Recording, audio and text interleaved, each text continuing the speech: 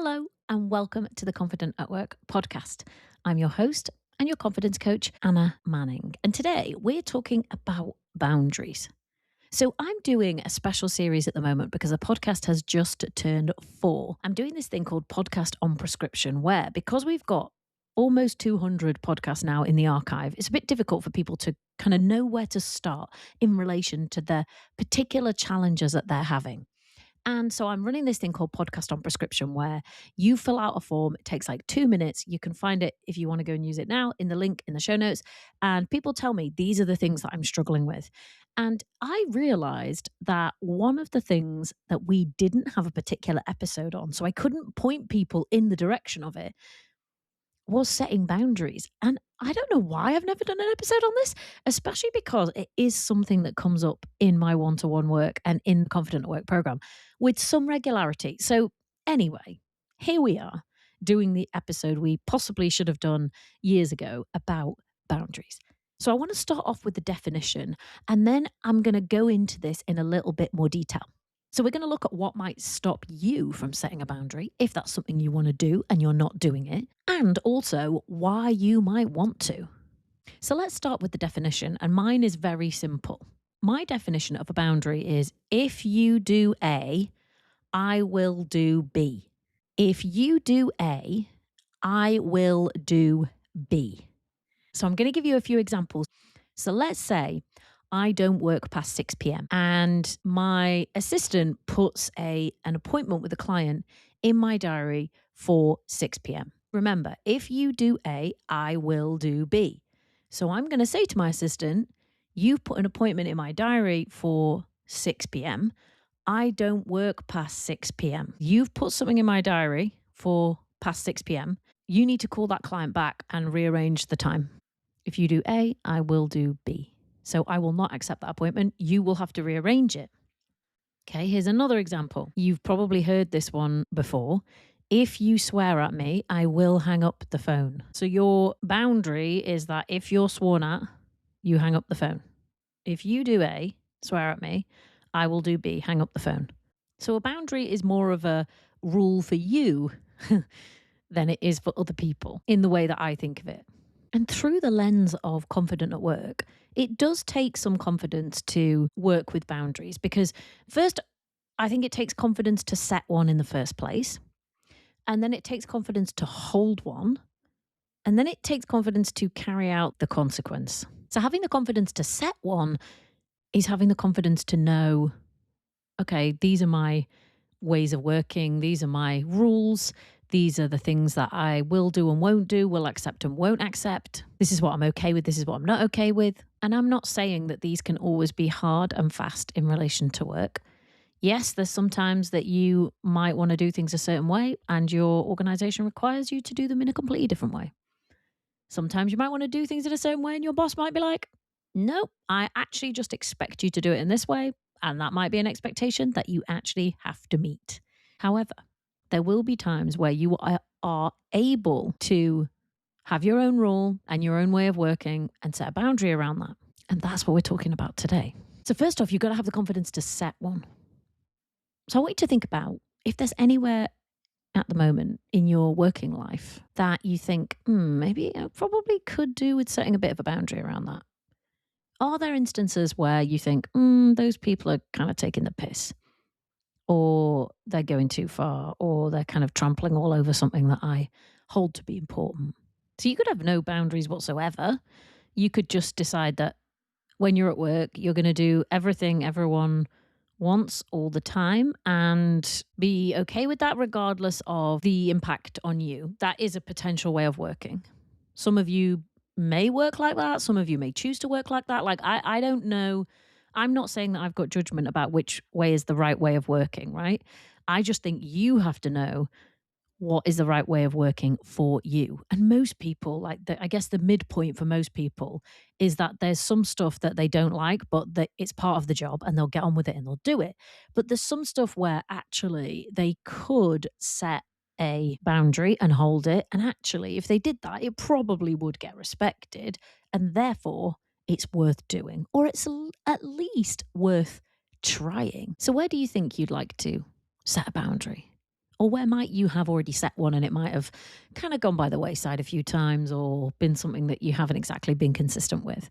And I do think that when you think about setting boundaries, it is something that you are going to need to be consistent with, because otherwise it's probably not going to help with your confidence. In fact, it might actually do the opposite. Because if you keep repeatedly saying, I don't work past 6, and then your assistant keeps putting a time in your calendar to have an appointment with a client at 6:30, and you just let it go, that's probably going to damage your confidence in the long term. It's at least going to leave you extremely frustrated and potentially resentful. So when you set one, even if you don't tell anyone else about it, if you set one in your mind, then make a commitment, set it and stick to it. And I'm not a parent, but I can imagine if you do this with a kid, you have to be consistent in order for that kid to learn this is a boundary, this is a rule, and this is what happens if you cross it. Imagine if you say to them, you're not going to have an ice cream if you have a tantrum every time we go past the ice cream van. And they have a tantrum going past the ice cream van, and you're just like, oh, well, never mind, I'll give them an ice cream. You had a boundary. If you do A, i.e., have a tantrum at the ice cream van, I will do B. You will not be allowed an ice cream. And you want to set that, right? And stick to it. So this requires a level of confidence and a level of commitment. And if you've decided, yes, I would like to set this boundary and I will like to make a commitment to it, you then have to hold it. So there might be times where that boundary is tested, is not respected, maybe people are even completely unaware of it. But let's say I've communicated to my assistant the fact that I do not work past 6, but they have still put an appointment in my diary with a client for 6:30. I then have to hold my boundary, right? So I have to go and say, Tom, you've put a client appointment in my diary for 6:30. I don't work past 6, right? So I may have to hold that boundary. Let's say that, let's use the phone call example. You may have a boundary. I'm not willing to be sworn at, and I don't expect my team to be sworn at either. You or they may have to hold that boundary. And that might sound like communicating that on the call to the client who's getting irate, or infringe that boundary. You may say, if you continue to speak to me in this way, I will put the phone down. Or if you swear at me, I will terminate the call. Holding that boundary. Another one that I see is maybe it's a little bit more subtle in terms of a boundary, but I coached on this recently. An example where they had set the boundary, they'd clearly communicated what it was. So they told their team, okay, you have authority to make a decision up to this amount. So if the decision was up to, let's say, 250,000, the team have the authority to make decisions about that without reference to their manager.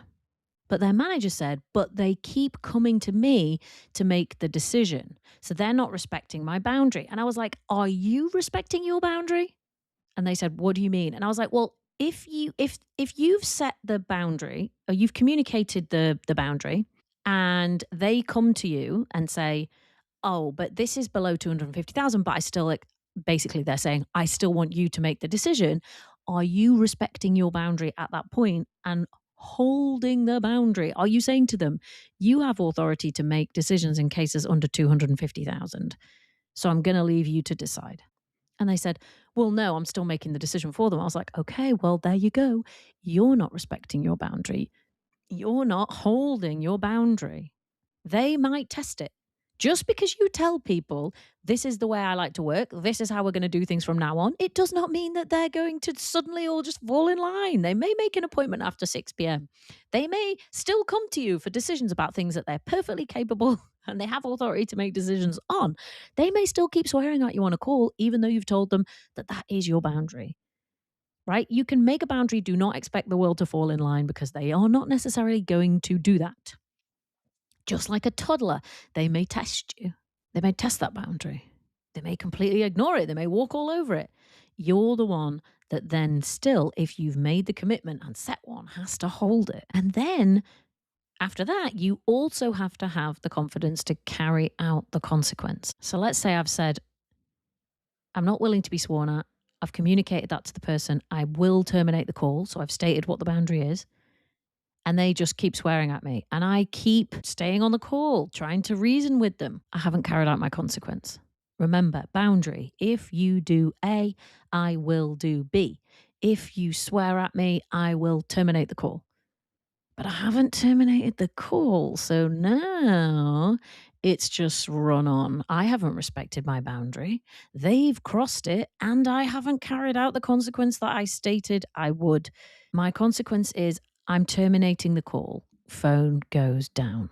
In my client's example, where the team has authority to make decisions on anything which is below 250,000, the consequence is when they come to them and say, I haven't made a decision about, can you make a decision about this? The client's consequence is they don't make the decision. It's like the team member passes them the file, metaphorically, it's all online, but it's like the team member passes them the file and says, you're going to make that decision. And they just don't take the file and they say, no, you're going to make the decision. Now, I'm not saying that they don't like coach them at that point and say, what is it you think you need? What is it the problem? Or for the purpose of this episode, when we're talking about boundary, there has to be consequence. And the consequence there is, I expect you to make that decision. Here's another one actually that comes up fairly routinely with clients. It is when you're a manager and you say, okay, I need you to get this piece of work back to me by Wednesday because I have to check it and approve it to send it to the client by Friday. And the person actually sends it you on Friday afternoon and you just fix it and send it out to the client. No consequence. If you're setting a boundary around when you expect something and what is going to happen if that is not complied with, then there has to be a consequence. Maybe the consequence is they have to go back to the client and say, I'm sorry, it's going to be late. We're not going to be able to get it you until next Wednesday. I don't know, but there has to be a consequence. So that's boundary setting. Got to set one, you've got to hold one, you've got to carry out the consequence. But let's think about what might stop you, because there's all kinds of things that might stop you from setting, holding, and carrying out the consequences. But I thought about the people that I work with, my kind of people. What stops them? And I think it largely falls into two categories, although maybe they have the same underlying issue. First one is that sometimes we just might not have even considered that that is something that we can do. Even if we've watched other people do it and we know kind of in theory that this is a thing that people might do, maybe we just never considered that we could do that or that we could try to do that. Maybe we've never really set any boundaries with anyone. There's never really been any consequences to the way that people have behaved, even if we've really not been happy about it or we haven't liked it. And that's just kind of how we've operated in the world. And maybe we'd never thought, actually, do you know what? I could do something differently. Okay, well, if that's you, this is just an invitation today to think about whether it would be possible, at least in theory, for you to do something different. And often when I speak to people, they think, well, it's too late now because I've already, I've spent the last year, let's say, operating a certain way with a certain person. And I want to tell you that I think in most instances, it's not too late. It's never too late. You can say, look, we've been operating like this for the past year. I want to let you know that from now on, we're going to be operating differently. Here's how. You might have to be upfront about it. You might say, look, this is not working. So I've thought about what we need to do differently. Here's what I've come up with. I've had a recent example where I have tolerated something for way too long that I shouldn't have tolerated. I have now set a very firm boundary around it. That showed me that even if you've been operating in one way for a long time, you can change the way you operate. Doesn't mean people are going to like it, but you can do it. And it may be for you that the environment's changed, that the situation has changed. Maybe you used to be fine about working past 6 o'clock when, I don't know, you didn't have a choir on a Tuesday, or you didn't have a kid to pick up from school, or you didn't have a dog that you needed to walk, whatever. Things change in your life, in other people's life, in your working patterns, etc. And when things change, it's time for a rethink, a refresh sometimes with what you are now able to work with, what you're able to tolerate and what you're not. I think that's normal. I think that's part of life. You do not have to operate in the same way that you've always operated. There is a little caveat here because I have seen instances when I've been coaching of boundaries which have been respected more readily in certain people than others. In this case, boundaries that were respected when the colleague was male and not respected when the colleague was female. I don't actually know the prevalence of this. I can imagine it because it comes with authority gap behavior, which we've talked about on the podcast before. So I can well believe that it happens. And we still might want to set a boundary. We still might want to hold a boundary. And then we still might want to be able to have a conversation around why a boundary is being respected in one area and not being respected in others. I'm not saying any of this is easy, but we have to try. The other big thing that I see stopping people or really getting in the way is worries about how they're going to be perceived. And this, I think, is a root a lot of the time for when people really struggle with setting a boundary. So when I'm coaching on this, we want to dig in a little bit and say, okay, well, if you want to set that boundary, what would stop you or what would get in the way? And someone might say, oh, well, I don't want them to think that I can't handle that amount of work, for instance. Or I don't want them to think that I'm a bitch. Or I don't want them to think that I'm being inconsistent because I haven't done this before and I'm doing it now. And often worrying about how we're going to be perceived is what is getting in somebody's way. So if I set a boundary, I'm a bitch. If I don't take on absolutely everything, I'm lazy or like I'm a shirker or I'm not a team player. Or if I can't do everything and be available for everybody all the time, then maybe that means that I'm not good enough at my job and that's what people are going to think. Now, the funny thing about this is it ostensibly is a worry about how other people might perceive you, but very often it's actually a worry about how you will perceive you if you do that thing. So let's say I'll use the boundary. I'll use the 6 p.m. boundary again. I've got to say to Tom, I need you to rearrange that client appointment because you've put it in my diary for after 6 and I don't work past 6. Imagine if I think Tom's going to think I'm a bitch. Tom's going to think I'm lazy. Other people are going to think, oh, why isn't she working after 6? Oh dear, maybe she can't handle the amount of work that she's got. Maybe she's not a team player. Actually, when we dig into it, other people might be thinking those things, sure, but the only person that we know definitely who's thinking those things is you. It means that I'm lazy. It means that I'm a bitch. It means that I'm not good enough at handling everything. And we really have to get that out on the table and be honest about it, at least to see if it's true, if it's right, or if it might be a bit black and white. Either I do everybody's bidding 100% of the time, regardless of the consequence, or I'm a bitch who's lazy. It's a bit black and white, but sometimes that is what our brains do. So imagine the same. I either take on every single piece of work and everyone else's work and everyone else's problems, or I'm incapable and incompetent. See, again, that is it's a bit all or nothing. But again, that is sometimes what our brains do. And often that is what might stop people from setting and holding a boundary. Now, if anything is ringing bells with you, great, because as soon as you hear the bell ring, you can at least have a look at it and think, okay, is that actually right?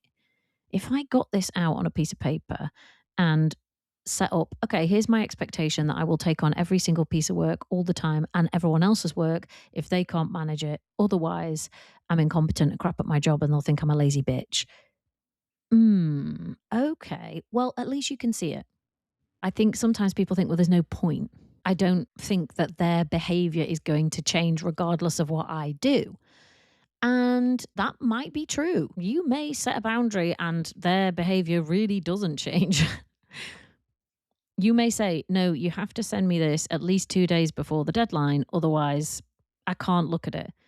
But they may keep sending it to you 1 hour before the deadline. That's where the consequence bit comes in. So the fact that you set a boundary, it doesn't necessarily mean that people are going to respect it. They may trample all over it. Think about the toddler. When people say they're testing my boundaries, it's like, yeah, they do.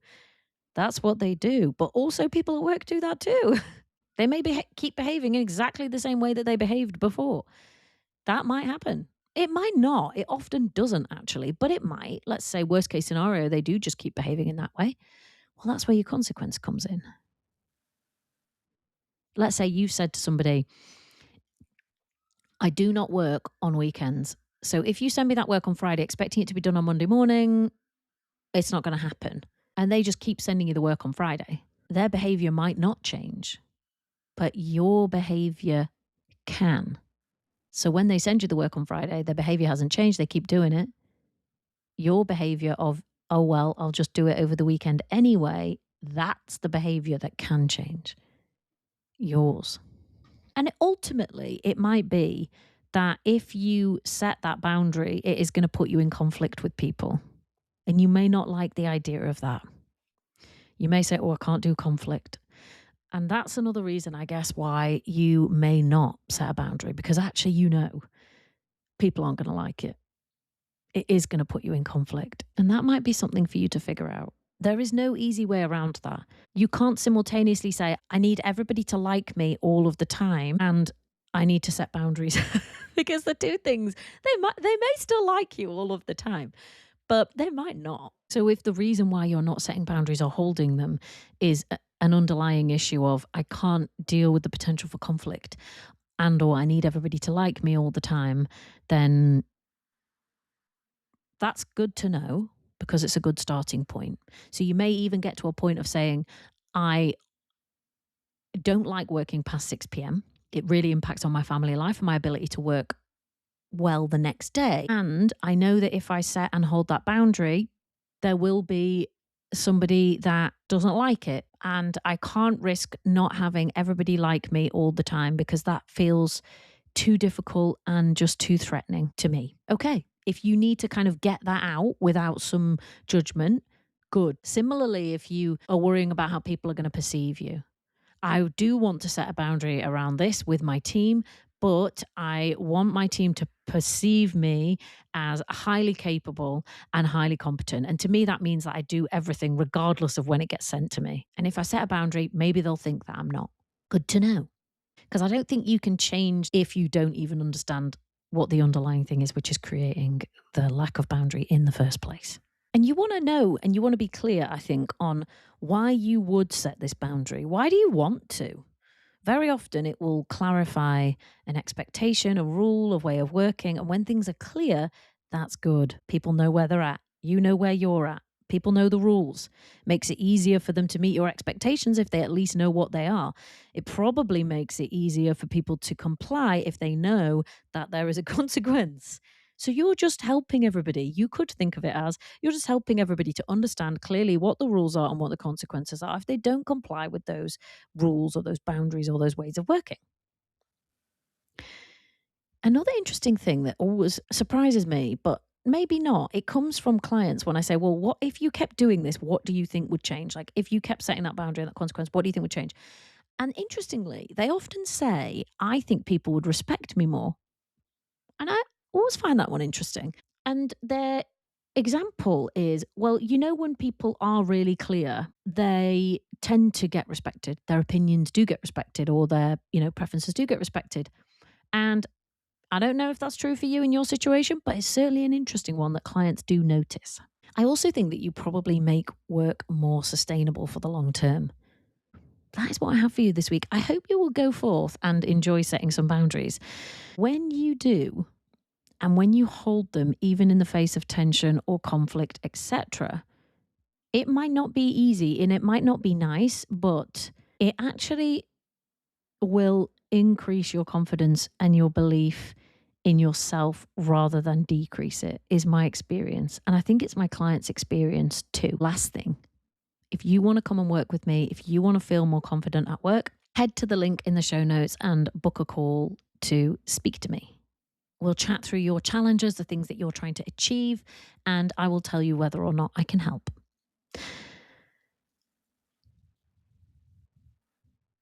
Also, we have a How to Grow Your Professional Confidence masterclass coming up. I probably should have said that at the top of the episode, but I didn't.